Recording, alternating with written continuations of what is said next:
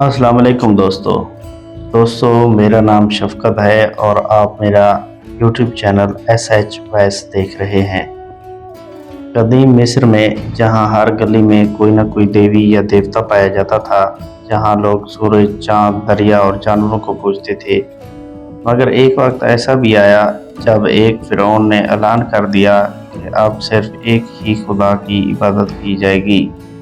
दोस्तों, ये कहानी है मिस्र के सबसे अनोखे बादशाह की, जिसका नाम अखनातोन था।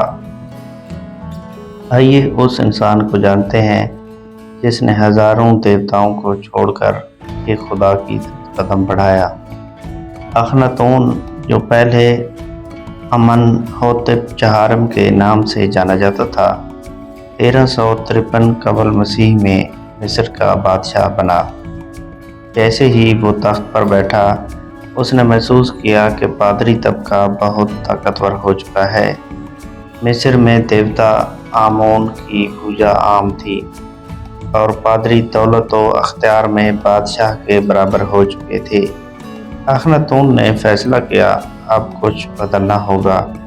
उसने ऐलान किया कि अब सिर्फ एक खुदा होगा, आतोन, यानी सूरज की रोशनी, जो हर जगह यकसां चमकती है, जो सबको रोशनी देता है और जो किसी मंदिर या मूर्ति में कैद नहीं हो सकता। अखनातोन ने पुरानी मजहबी रवायात से अलहदगी का ऐलान किया। फिर उसने दारुल हुकूमत थेबिस छोड़ा और एक नया शहर बसाया जिसका नाम उसने अखनातोन, यानी आजकल जिसको तिल अल-अमारा कहा जाता है, ये शहर सिर्फ एक ही इबादत के लिए बनाया गया, यानी कि आतोन की इबादत के लिए, सूरज की रोशनी की इबादत करने के लिए ये शहर बनाया गया। इसमें नए मंदिर बनाए गए, नई रस्में शुरू हुई और फिरौन ने खुद को आतोन का नबी कहना शुरू कर दिया। मगर हर तब्दीली आसान नहीं होती। इस बात पर पादरी नाराज हो गए, क्योंकि वो सदियों से देवी देवताओं के साथ जीते आए थे। अखनातोन ने पुराने पुजारियों को निकाल दिया था और रियासती खजाना सिर्फ आतोन की इबादत पर खर्च होने लगा। मलका नफरतैती अखनातोन का साथ देती रही।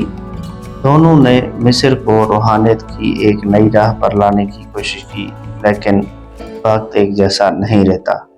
अखनातोन की वफात के बाद उसके बेटे तूत हनख आमोन ने इक़्तिदार संभाला। उसने आतोन की इबादत को, यानी अपने वालिद की इबादत को तर्क करके दोबारा पुराने देवताओं की पूजा बहाल कर दी, जो कि उसके अबू जान ने सस्पेंड की थी। अखनातोन का शहर वीरान हो गया, उसका मजहब दफन कर दिया गया और तारीख में उसे एक बागी बादशाह के तौर पर याद रखा गया। अखनातोन का ख्वाब नाकाम हुआ, लेकिन उसकी सोच आज भी एक सवाल उठाती है, यानी क्या वो दुनिया का पहला इंसान था जिसने एक खुदा को पूजा। कहानी यहाँ ख़त्म हुई, लेकिन हकीकत में ये है कि एक ही खुदा है जिसका नाम अल्लाह है। वो हम सब मुसलमानों और काफरों, इवन के हर चीज़ का मालिक और खुदा एक ही है। हमें ये कहानी ये सिखाती है कि जितने भी पुराने फिरौन थे, उन्होंने अपनी मर्ज़ी के खुदा तजवीज़ किए और अपनी मर्ज़ी के लोगों से उनकी इबादत करवाई और अपनी मर्ज़ी से ख़ुद को नबी भी वो बना देते थे। अगर आपको ये कहानी पसंद आई हो, चैनल को सब्सक्राइब करें, वीडियो को लाइक करें, कमेंट्स में बताएं कि अखनातोन वाकई सच की तलाश में था या उसने ऐसे ही मजहबी रवायात के ख़िलाफ़ अपनी एक तजवीज़ पेश की। मिलते हैं अगली कहानी में, तब तक इजाज़त दीजिए। अल्लाह हाफ़िज़।